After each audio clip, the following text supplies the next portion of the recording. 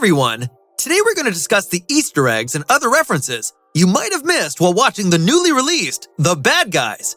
If you like the video, be sure to leave us a like and subscribe to the channel to not miss out on any future content regarding your favorite animation movies.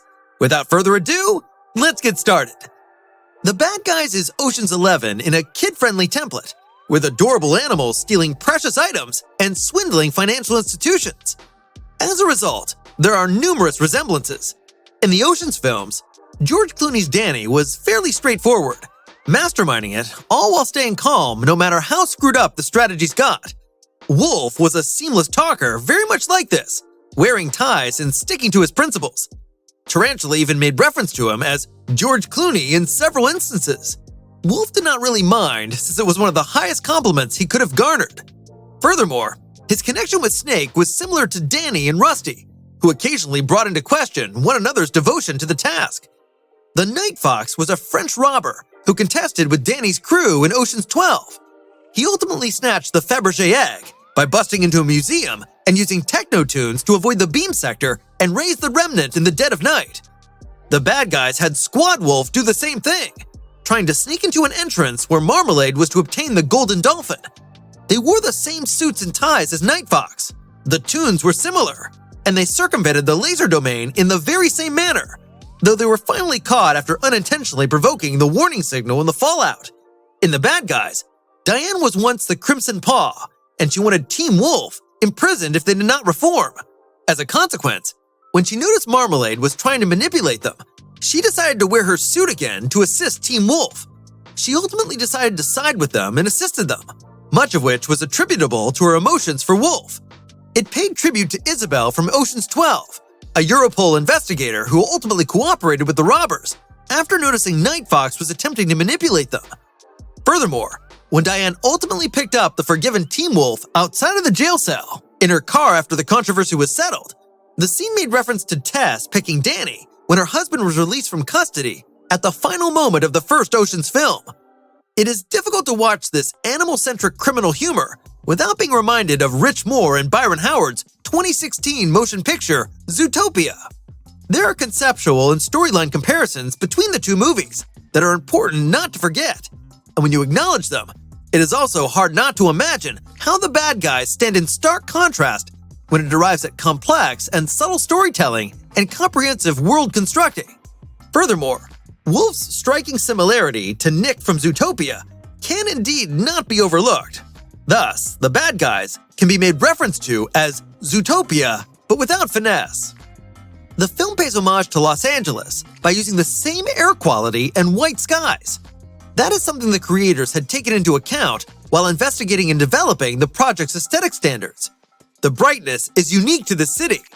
This sky is always associated with exposure because there are always these very specific types of warm sun exacerbations. So, they attempted to condense everything down to its necessary elements. You might not acknowledge any specific areas of the city or structures, but the overall impact is similar to what you understand to be the essential part of the metropolitan area. The film used 10 Los Angeles communities and one historic site as reference points and sources of inspiration, including downtown LA, Mid-City, Miracle Mile, Echo Park/Silver Lake, Pasadena/Highland Park, Elysian Park, Malibu, Santa Monica, Chatsworth, and Century City. The Bad Guys' opening scene is its strongest, and it maintains a ton of potential. However, the once upbeat wisecracking, extremely quickly energy becomes strained as the story unfolds and reaches its frantic result. The opening diner scene, influenced by Quentin Tarantino's Pulp Fiction, is DreamWorks Animation's lengthiest single in the historical record. It lasts 2 minutes and 25 seconds, with 7 panels. A wolf named Wolf and a snake named Snake to experience zippy trash talk at a vintage LA restaurant in this spot, possessing the type of discussion they have presumably had countless of times over their years of relationship. They squeeze, jiggle, and pull, all in great humor. Then they get up, cross the street nonchalantly, and burgle a bank.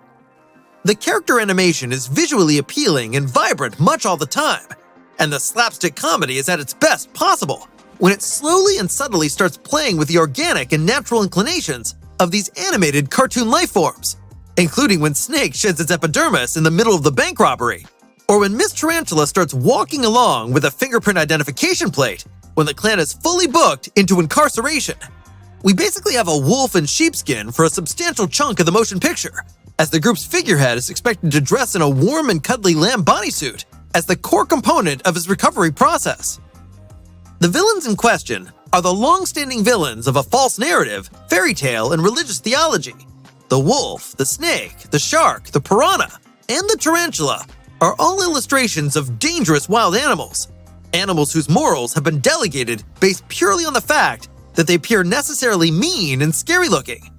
They are only ever described in negative terms because they are consigned to the role of bad guys. The ferocious wolf, the obnoxious spider. Snakes are traitorous and devious, slippery and moronic, and the origin of sinfulness. While sharks and piranhas are always corrupted. They are trapped in an offending loop. They are cursed to be nothing but the tags that have been placed on them forever. So, Mr. Wolf and his gang, acknowledging their place in the community, inevitably lead a reasonably successful criminal career. They are professional lawbreakers who have always been 1 point ahead of the police officers. Nevertheless, when one of their bank robberies goes really wrong and they are arrested by police, they are faced both with a challenging task and a rare opportunity.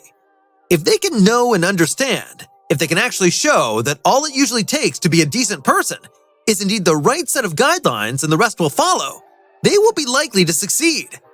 The film is a perfect metaphor for a wide range of topics, which include our more often than not completely incorrect preconceived notions of goodness and love, the criminal justice system, and how we try to treat ex-convicts. And it is all organized in a manner that is socially aware and thought-provoking, but never anxious.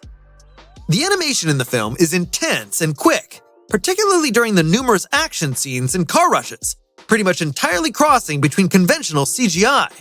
CGI effects are primarily concerned with trying to overcome the spooky creek, which is essentially the portion of the brain that can discern the difference between what is alive and breathing and what is falsely claiming to be alive, but will not tell us how it is accomplished. This, and the kind of dual characterization we have seen in Into the Spider-Verse, which basically relaunched computer animation to a more stylized and aesthetic appeal, whereas most of the time the primary objective was mostly to strengthen the animation's 3D graphics. Besides that, the coloring was originally intended to feel more like 2D cell motion graphics, as if the brush pulses could be seen. Every action scene is highly dynamic, vibrational, and completely and totally mesmerizing to witness. The long-running punchline about Mr. Shark, a maestro of subterfuge, being willing to fool any and everyone with just a beanie and a handlebar mustache, or a sparkling outfit, is implemented absolutely perfectly every time. The protagonists are well enough, and Rockwell continues to hold the motion picture together by conveying the message through Mr. Wolf's continually changing emotional responses, dapper, completely baffled, and virtuously unsettled. The main protagonists are rather different in appearance from those in the children's books, because director Pierre Perifel really wanted to put his own seal of approval on the protagonists, which also included his own impacts commencing with his native mates. He also repeatedly referred to Miyazaki and Cowboy Bebop, as he was inspired by them, particularly regarding the character of Mr. Wolf. Professor Marmalade's dastardly scheme was to try and steal the heart-shaped asteroid that hit neighborhood and use it to energize a humongous mind manipulation gadget that would enable him to transform all the guinea pigs that the bad guys had liberated into a gigantic mind manipulation military. While this is a very compelling story for a motion picture, it reminds one of Marmalade's comic book plan from episode 4, in which he turns kittens into a zombie army called Zittens. That's it for now. Have you noticed some of these references already? Did we leave out another Easter egg or reference? Let us know in the comments down below. Be sure to leave us a like if you enjoyed the video and subscribe for more content on the biggest upcoming blockbusters. Until next time,